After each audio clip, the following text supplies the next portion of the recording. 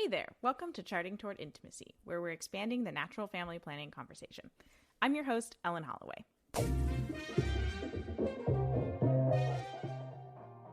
In this last episode of our Advent series, we are joined by Joe and Janessa Nufable. They have each individually been on an episode, but I am so excited to welcome them on this episode together to share about their NFP journey and this week's topic, which is how love grows with NFP. Joe and Janessa are good friends of mine, Bay Area natives, and love serving God in ministry roles. I met Joe and Janessa serving in youth ministry, and we've continued to serve in different roles over the years together. And with that, let's get started. Well, welcome back, Joe and Janessa. We've had you both individually on different episodes. So I'm really excited to have you both together on an episode. Yeah. Thank you for having us. Thanks for having us together. Yeah. Well, being friends of mine, I feel like it's sort of a requirement to just get like arm wrestled into being on the podcast. So thanks for agreeing. And there were like so many other ridiculous episode ideas that we had, but this is a good one. I'm glad we're doing this together. But yeah, this will be cool. The episode that Joe, you and I did, is prayer a part of your foreplay? That one is really, it's up there on one of the most downloaded episodes. And I think it's just because of the title. I think it's just because of the title. We didn't do it justice, I don't think. Maybe we should redo that episode.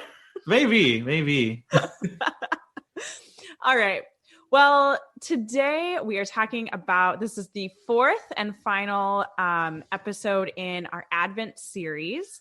And this week's theme is love. So we're talking about how love grows with natural family planning. So can you guys start by sharing a little bit about your NFP journey? Yeah, so I could start it off. Why not? So like we were dating for a while. I mean, before we got engaged, we were dating for about 7 years.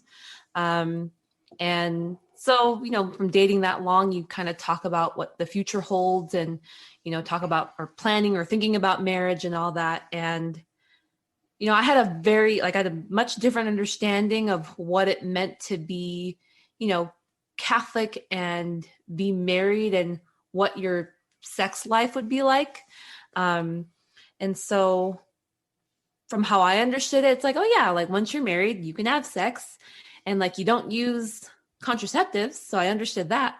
But there's like other things that you can potentially get away with or to avoid pregnancies and stuff. So I thought like, hey, it's all okay, right? It wasn't until Joe was listening to Theology of the Body or like a Matt Fradd talk or something where he learned about NFP and he told me about it. And I was like, oh, that's interesting. And then I did my own research and I was like, oh, wow, this is really interesting and kind of sounds hard.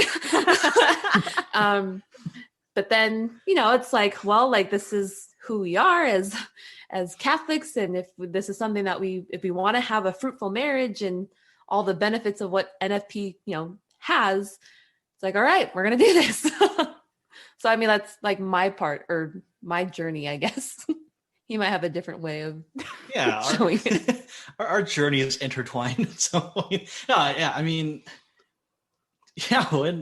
when I guess I was younger, I was just like, okay, you're married, or when you get married, you could, have all the sex you want and stuff. And okay, like maybe you can't use condoms and you can't use contraceptives. Like, I don't know, like is pull out okay? Or, like it's, and those are big questions. And I just remember like, as I was encountering the theology of the body, I was just like, man, like this is like really profound and it's very theological. Like, where does this get practical, And what does that mean for, I guess, how a husband and wife live out their sexuality and stuff like that, And yeah, so I listened to a talk and it was explained, and I just remember like the sigh of relief. I was like, wow, okay, so like I guess you can have sex, and it's not just avoiding getting pregnant, but there's like some control and mastery to it, or some discipline, and it's definitely a lot harder than that sounded. But in my mind, I was just like,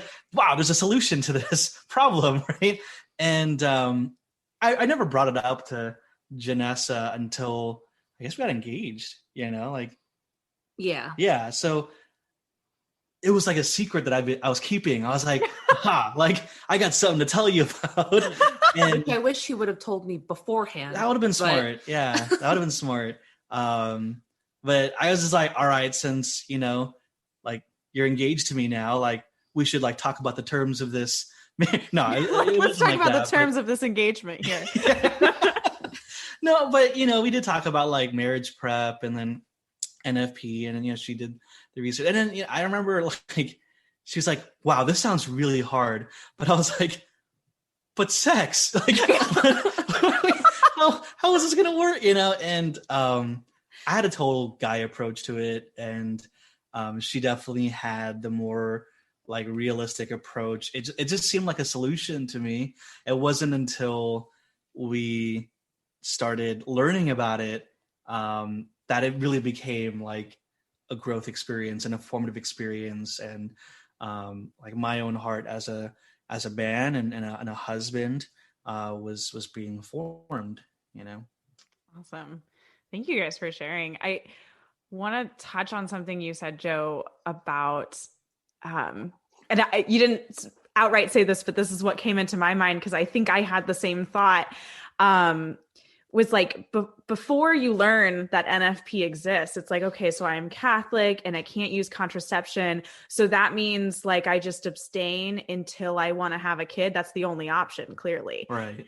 And, it's such a detriment to our young people that we don't talk about NFP starting in junior high. And of course, you don't need to teach junior high kids like the exact methods or the rules based on that, but you can talk about it. You can make sure they know it exists. Yeah.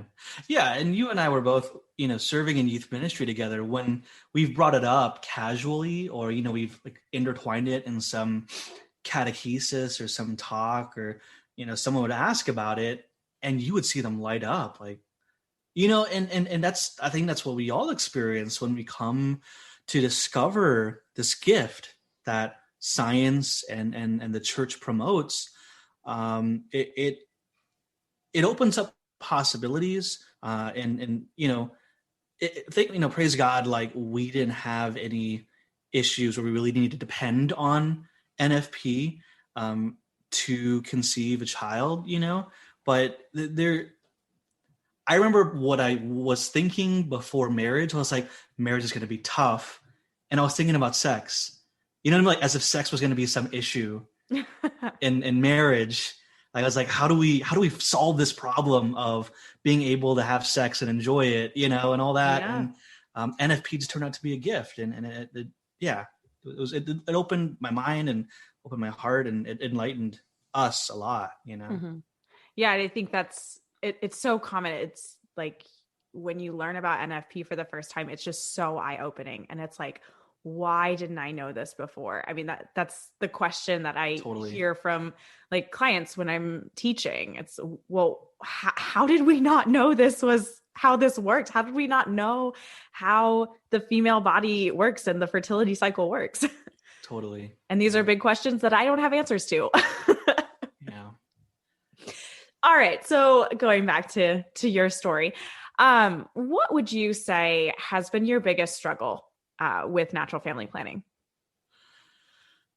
Yeah, I think, well, one, just getting used to it, we got it started and we knew it was something we had to do. It definitely felt like a task at first, it definitely felt like something we really had to work through. And there is that discipline, right? And like there'd be some times where like I would remind like, oh, you're checking your temperature and yada yada, and it seemed annoying, right? Like it seemed annoying to talk about, and that was tough because it's like, in idea and theory is like, wow, this is a great gift and it opens up possibilities. It really enlightens, but the practice of it just seems super annoying to us. And at least that's how like I interpreted, how we were interacting with it. Yeah, and it's tough because we were worried about like, are we doing it right? Like, and there was even that fear, like imagine there were times where we were like afraid, like, oh, like maybe we shouldn't tonight, maybe we'll we and it's like when you worry like that, it begins to weigh down on the relationship. And again, like it's part of the journey, and it's not that I didn't like it. There was a lot of growth that happened from that, but it really was a struggle, at first. Yeah.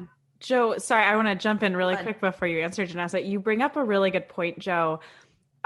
We've mentioned on the podcast before the kind of the joke of like, oh, if you can talk about cervical mucus with someone, you can talk about anything.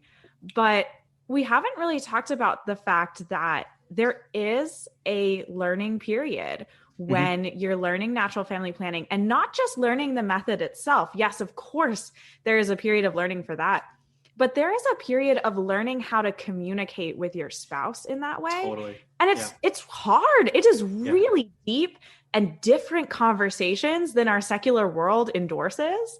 Right. And we're suddenly thrust into these, these conversations about cervical mucus. And it's like, maybe we're not quite comfortable with that yet. And that's completely valid, that takes some time to get comfortable to have those conversations with each other. Right. And especially like as a male, like I like to just separate things, you know what I mean? Like, oh, this is our spousal relationship, but I'm going to look at this homework right now. Like, are we doing this? Because we'll get to the, NFP is definitely for our, spousal relationship. I just want to make sure logistically we have this squared away, right? Like, I just really wanted to check the box. Yeah, and just separating the two, but they shouldn't, right? Like you're working that together, and I guess because we practiced NFP as we were like learning how to be a married couple, so there's like that new dynamic. And also this element of NFP, and you're working on those things together, which I'm grateful that it happened that way. But it was a huge learning curve on top of being married, right? Or learning how to be married. Yeah. To piggyback on that, that's what I was going to mention. Actually, is just the fact that prior to getting married, like he and I didn't live with anybody else, or and he and I didn't live with each other. And so when we moved in together after we got married, like getting used to that dynamic. And then here is someone that I'm like waking up to every morning, and me having to check my temperature, and like him not really having a very big part like at first, because like I just knew like I had to take my temperature and like mark it down and put it in my app and all that stuff. But then what I would get from him was just the questions of like, so are we good? Like, oh my gosh, this is the exact same. Yeah. Okay. Sorry. Right. Same, so and then same. So that was the part that was kind of frustrating in the struggle, because it's like, yes, I know, like he's not just asking that because he's only wanting, what he wants, or, it's not just that, but there'd be moments where it'd kind of feel like that, because here I am putting in all this work, which is taking my temperature every single morning at the same exact time. And, we tried the method that you recommended to us, where I put the thermometer on his side of the bed and wake him up, but then he wouldn't wake up, and I'm like, I got to take it now and all that stuff. So it's just like, forget it. I'll just keep it on my side and take my temperature, and you just go to sleep. Janessa, I got to admit, I switched the thermometer over to my side of the bed too. I couldn't do it anymore. Yeah. Cause it's hard. Like, like I'm trying to like stay calm, right? Cause the temperature, your body has to be in a relaxed state and all that stuff. And it's just like, here I am trying to like slowly poke him or whatever. Get up. Like I need my thermometer. For our listeners, what we're explaining is with the symptothermal method, you need to take your temperature at the same time every morning, right when you wake up. And obviously you don't want to like energize yourself too much, or you're going to raise your basal body temperature. But a suggestion that I had gotten when I was learning natural family planning was to give the thermometer to my husband, Kurt, And in the morning when the alarm clock would go off, he would hand me the thermometer. I would take my temperature, give the thermometer back to him, and he would record it, which, sure, in a perfect, like, I don't know, Mary and Joseph way, like that might work, but yeah, we're human. Yeah, it didn't work. I think you did it like a few times, and I was like, forget this. I was like totally down to like, yeah, I'll do that. That sounds cool. Like we're totally a team. And no, I sucked at it. I was terrible. And it's really the truth that a lot of, natural family planning, the fertility awareness side of it falls on the woman because you are tracking the woman's fertility cycle. Natural family planning has to do with the shared fertility. We don't have to track the male fertility because they're always fertile. Yeah. I mean, we'd just draw a straight line. Yeah. And so, that burden really falls on the woman for, whatever those measurements are, whether it's mucus only, whether you're, doing temperature and mucus or sensation or, using a monitor. And there is that learning curve for a couple to learn, how can this be something that we do together? Because Janessa, when I was saying same, that feeling that like I was recording everything and I was like, I was becoming this gatekeeper, and Kurt would just say, hey, is it a go night tonight? And I'd be like, no, it's not. And learning to tell my husband, you can't ask like that because it makes me feel like a gatekeeper. It makes me feel like I'm saying no. You need to ask differently. I need you to, support me in this. I need you to say, hey, can I look at your chart and interpret it? And, can we talk about what your observations were? And just changing that conversation. And ladies, if you feel like you're in the same situation that Janessa and I both found ourselves in, like, please ask your partner to ask you different kinds of questions and just really sit down and talk about it, and how you can feel more empowered, and how then you as a couple can feel more empowered in natural family planning. Yeah. All right, I'll step off my soapbox now. All right. So what would you say has been your favorite fruit of using natural family planning in your marriage? Well, my favorite fruit is our baby. Yeah, so Joe and I are pregnant. We're 22 weeks pregnant today, actually. Yeah, we are. And yeah, so I mean, like, that's like obviously our favorite fruit, because it's an NFP baby. It's a baby that we, postponed for a while, during the first year of our marriage. And then we had the conversation of, I think this is what we're being called to, like, this has been on our hearts. And despite this pandemic, like, are we going to go for this? And well, God had his way, and here it is. So that's well, I guess our favorite fruit, but there are many other fruits too. Mm-hmm. I think the other fruit, at least from what I like experienced doing NFP together, is like we really had to find a way to be like lighthearted through it all. Because we talked about the struggles and the frustrations and the complications, especially for like your first year of marriage, and just kind of getting used to the idea of you are now husband and wife, not just Joe and Janessa. And so we got to really find our ways to be playful with one another, like find ways where we can communicate, like it is a go night, or like do things that when we couldn't, when we were trying to postpone a pregnancy, we found ways of just spending time with one another, but still being intimate, with each other in a way that's not like sexual, but just intimate as husband and wife, and really building our relationship. And so I think that is, one of the fruits. Like NFPs are really good inside joke for couples. Yeah. Right? Like you something funny that other people don't, and then there's just like little things that kind of make you laugh that people don't understand that you do. It's a total inside joke. I laugh about it sometimes in my head, or like, when when people talk about kids or, you know, like trying to have kids, and, you know, like a lot of our friends and family, like my, you know, my cousins, like our peer group is in the same situation. We just have a different perspective on all of it, you know, and it's so funny, like when, you know, we'll get home and we'll kind of like debrief or like just talk about like our interactions with other people. And it's like the funny things that you know, that come up, like, or, you know, like when people were first finding out that we were doing NFP, it was just so funny, like how people reacted to us, you know. Oh and my gosh, yeah. we would talk about it, you know, Yeah. and it's just, yeah, it's something to laugh at. Yeah, so definitely funny conversations that come up from it. I think NFP really, it helped us to discern parenthood.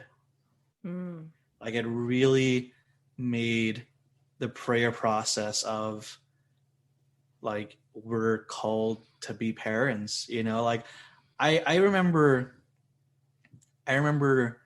like this conversation Janessa and I had, and she was just like because obviously in our relationship, I desired to be the parent. I mean, you know me, Ellen, like I desired kids like like for so long. You've been talking and about kids since I met you. About it. Yeah, you know, and she was just super weary about it. And I just remember like her honesty one time, just like we're gonna have this together. But you know, and we'll know when we're called to it, you know, and that drew us so closer because it really deepened our prayer lives and a new depth of our prayer lives together, you know, shared prayer lives. And then just like, it really allowed us to collaborate with God's creative power, you know, like he shared that power, that ability with us. And we were talking about it, you know, we were planning it and as best as we could, you know. And we were never perfect at NFP, you know, and our prayer lives aren't perfect, you know, far from it. But I know it definitely helped spark like deep conversations about our prayer lives. And it got us to talk about the way we talk to each other. You know, it helped us communicate a lot, especially in our first year. It was a struggle, but it really helped us improve the way we communicate. And those are big fruits in addition to the baby. Yeah. You know? Yeah, I was just thinking the title of this episode is Love Grows with NFP. And like literally love is growing inside of you right now, Janessa. Growing. And it's just really cool. And love kicks. And it love kicks. And love makes her moves. vomit. And love makes all the love. Maybe I should put up parentheses at the end of the gonna... title, like love grows with NFP. And it kicks and makes you vomit and and needs diapers and yeah. That might be a little weird. Yeah. All right. So with that topic of love for this episode, what are some ways that you would say love for your spouse has grown with your use of NFP? Yeah, that's a really good question. Yeah, her feminine genius, it really showed, like from when we were planning and discerning parenthood and when we found out we were parents. You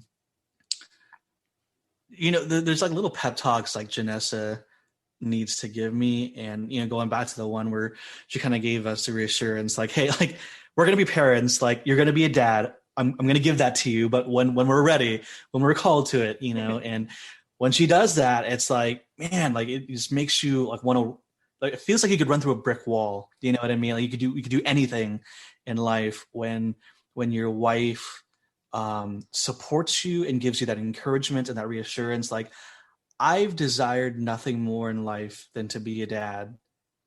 Yeah, and people will say that's crazy, you know. There's so many other things I want to accomplish in life, but at the top of it all, like fatherhood is like something I've desired and look forward to the most in life. And yeah, like she's just like been so strong in being the bearer of that desire, you know, and you're not the gatekeeper, but you know, like the gift giver of that, and it just took so much discipline and hard work, and really glad I got to do it with her, because she's been super encouraging. And like not that I don't worry about parenthood, but like with just so much of the things we've talked about because of NFP, and so many things that we've grown through in our relationship, because it forces that level of communication, that level of intimacy.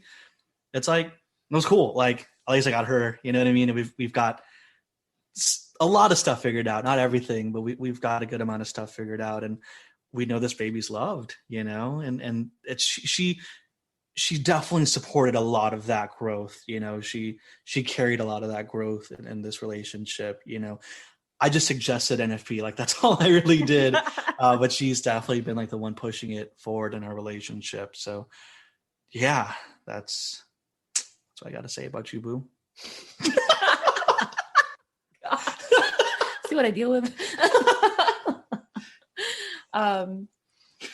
So what, like some ways, love for my husband has grown with NFP.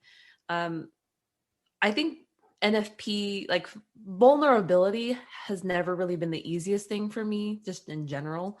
And so welcome NFP, to a podcast episode where I'm asking you to talk about your sex life. Exactly. Well, I could thank NFP for that, because, like with NFP, you literally bear it all to your husband, to your spouse, right? Like they know the ins and outs of everything that you're experiencing, which, that was also part of like the growth and the struggle when we first started, because I just had to get used to the fact that I had to let him in that much. I thought I did a good job when we were dating and we were engaged, but like this was just a whole different ball game. And so I really had to, like let myself be so vulnerable and have that, like, even like a more intense trust with him. And so, like, especially when we found out like we were pregnant, right? I mean, because obviously we planned it, but I don't think anything really prepares you for when you actually find out that you're pregnant. It's like, because when you see those 2 strips on the stick, you're like, oh shoot, this is like real. Like this is crazy. Yeah, it's like even when you like kind of know, you're like, I'm pretty sure that I am pregnant. And this was my experience. And you like look at the test, it's like, oh my gosh, I actually am. It feels so totally different. Yeah, exactly. And so, when I first found out, like I kind of had a moment of just, oh, like, okay, this is real.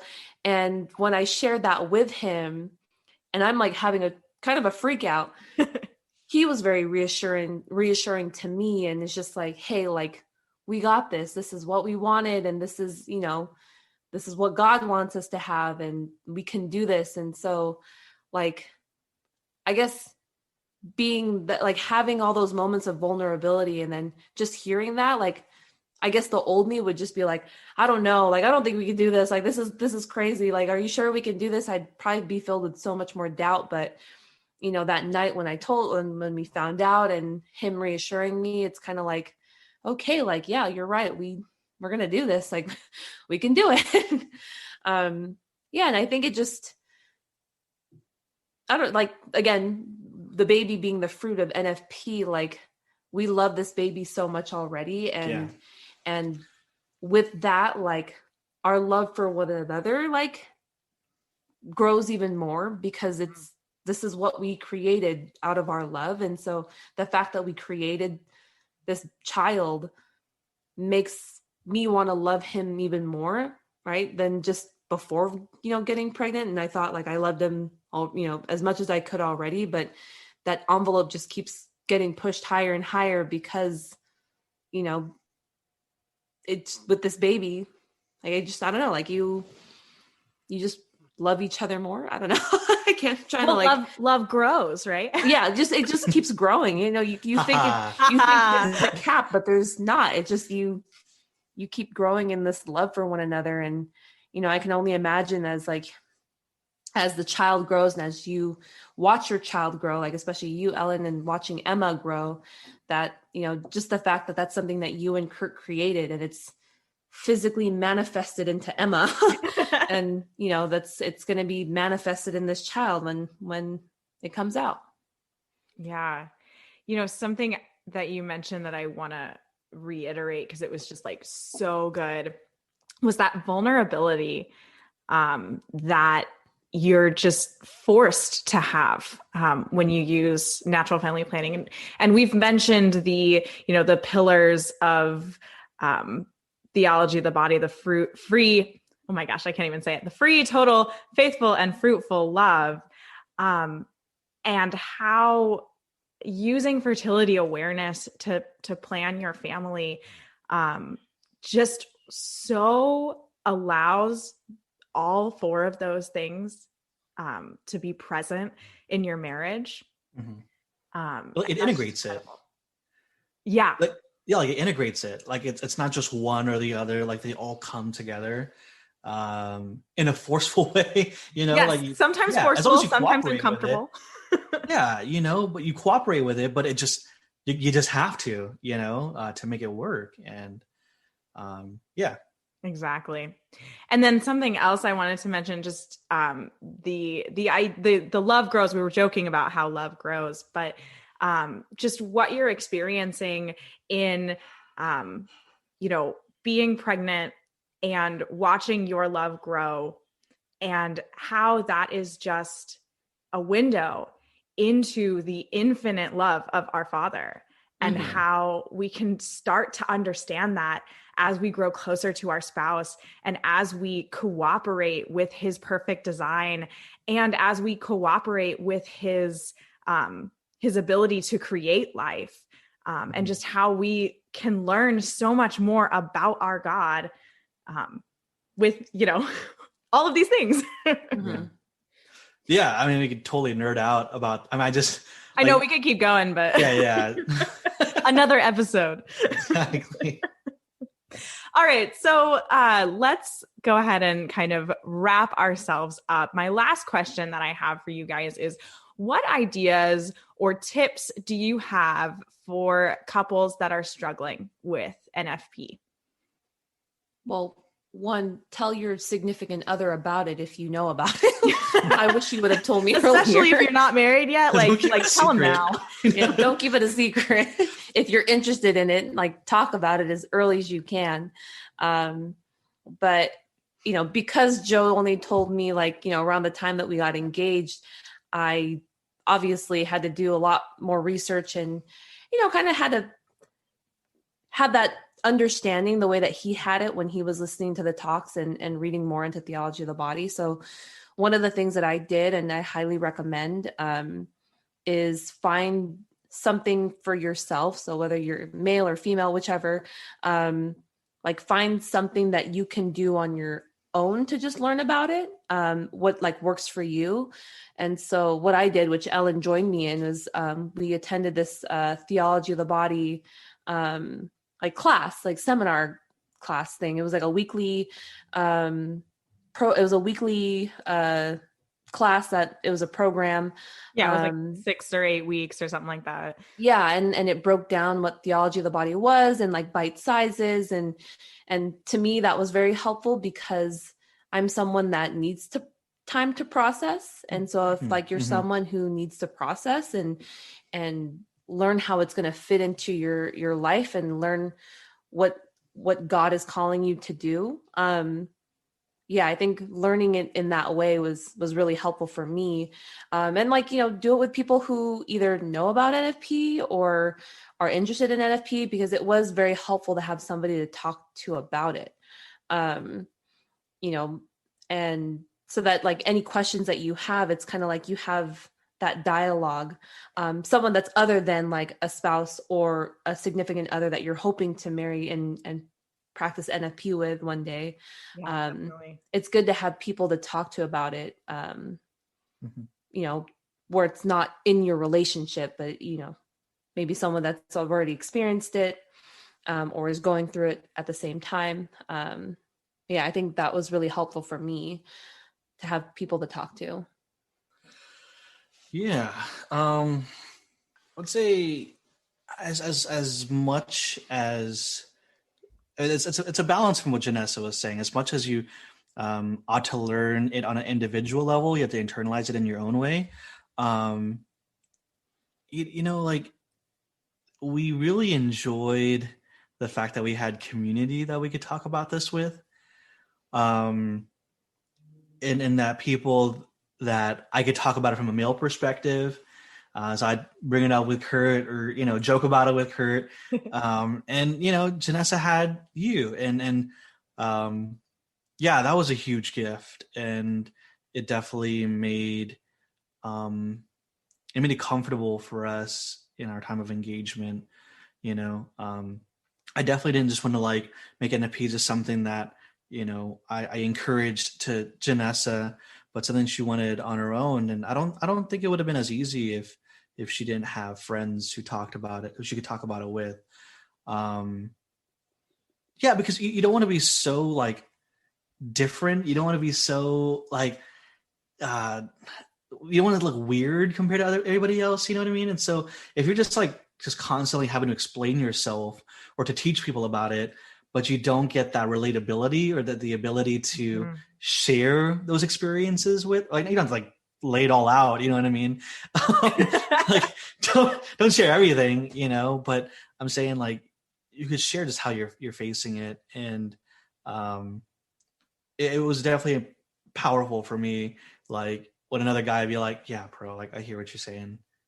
Just something like that. Right. It's wow, what I'm going through. Cool. And that would really give me some encouragement. And this is a soapbox that I stand on a lot is do not let yourself stay on an NFP island where it's just you and your spouse.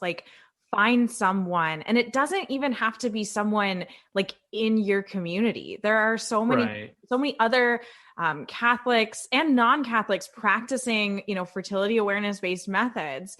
And you can find support groups on Facebook and find people on Instagram. But have someone to reach out to, have someone to talk to, because Joe, what you mentioned of just, it was easier for you guys in certain ways to have, other people to talk to about NFP. Kurt and I had almost the exact opposite issue. When we started using NFP, we knew no one. And, we were sitting on an NFP island and we had no idea what to do. Right. Yeah, that and it's with everything else in life, or at least my approach, it's try not to take yourself too seriously. You know what I mean?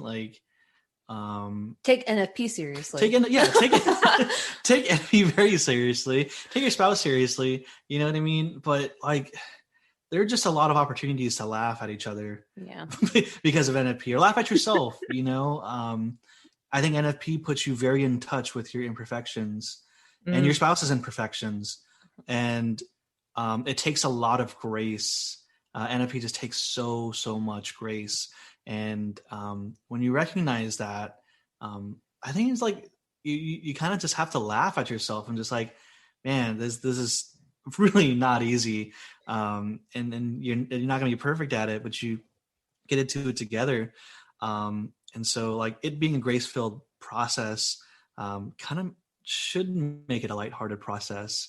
At least that's, I realize there are people who may not see it that way, but if that resonates with you, I'm speaking to you because I got super nervous about it, and again, it started off very frustrating for us, but I'm really glad we are more lighthearted about it now.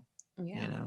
On a slight side, one of the ways I try to be lighthearted and kind of have fun, way back when, before we were married and we were learning about NFP, Joe had joked saying oh, maybe we should keep a bowl on the counter of our place or something. And then if it's a go time for us to have sex but to postpone a pregnancy, you could put a green marble, 'cause it's a go time. And then a red marble where it's like a no-go Or like time. find a game or something. And so one day when I was like charting and I knew it was a go time for us to postpone pregnancy, well, we didn't have marbles, but I sent him like, I downloaded an image off Google of a green marble and I sent it to him randomly. And he like totally forgot that he mentioned that. And so he was just like, why are you sending this to me? And I'm like, think about it. And what's up with the marbles? and then I just kept sending him different like pictures of marbles, like marbles in a bowl, like a marble on the ground. And he just had no idea. And I was like, don't you remember when you talked about this? And he's like, oh, I totally. And then, obviously got excited and we're like, cool, it's a go night tonight. So like things like that, where you can, be like lighthearted and not just like, okay, it's a go time. Like, let's do this, so it's not so like regimented and stressful. You can have those kinds of fun moments. And the idea sounds so stupid, but the fact like it's a game, like when you've made that the habit, like again, like find your own game, but it creates that little inside joke that no one else understands. And it's something you laugh about and it's something you enjoy together. Again, like the idea of marbles sounds so stupid. I actually heard it from another person and I was just like, oh, whatever. And I joked about it. And the fact that happened, I was just like, oh geez, that's kind of funny. I mean, we don't play that game, but I was going to say now, like next time I go over, I'm going to try to find your like marble ball. We do not have marbles in our house. We can probably just edit all of that. Oh no, that stays. No, like no. Well, that's pretty much it on my questions. Did you guys want to add anything else before we close out? I mean, to everybody that is struggling or discerning about NFP or just learning about it, wherever you are in your journey, just know we're praying for you. And, we know what it's like. It's a weird and interesting and difficult journey, but it's definitely fruitful. And, I wouldn't change how we did it, how we went through our NFP journey, like despite all the struggles, like just know that it's something that you do together with your spouse and it's something you'll have with you forever. And yeah, yeah. Yeah, just happy Advent, everybody, or Merry Christmas, and I think there's just so many parallels to draw, so many cool things to talk about in terms of like the gift that is, bringing a child into this world and just contemplating this great mystery that is God coming to us in the child Jesus, but yeah, like God wants to give you that great gift of his son and the gift of bearing life, and it's, I don't know, that's just a lot of the stuff I've been thinking about lately. And it's kind of overwhelming, so if anyone is in that boat and they're talking about that and praying about it with that spouse, like this is a really good season to just really listen to the Lord if he's calling you to this crazy, wonderful, awesome, stressful vocation that is parenthood. And we're just preparing for it. Like we haven't even met the kid yet. We really love it so much, but Advent's it's a really cool time for parents, young parents, so yeah, we're praying for y'all and please pray for us. Well, thank you guys so much for being on the podcast. Thanks for listening. I hope you have enjoyed our Advent series. If you haven't listened to our other episodes in this series, go back and start with NFP Brings Hope. This has been such a fun series to do, and I hope to do more series like this in the future. I want to wish you all a happy rest of the Advent season if you're listening to this before Christmas, and if you're listening after, Merry Christmas. There will not be an episode next week, but Charting Toward Intimacy will be back on January 4th with some very exciting announcements. Until next time.